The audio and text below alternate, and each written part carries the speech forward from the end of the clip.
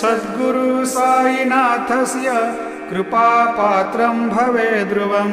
रुसो मम प्रियाम्बिका मजवरी पिता हि रुसो रुसो मम प्रियांगना प्रियसुतात्मजा हि रुसो रुसो भगिनी बंधु हि श्वशुर सासुबाई रुसो न दत्त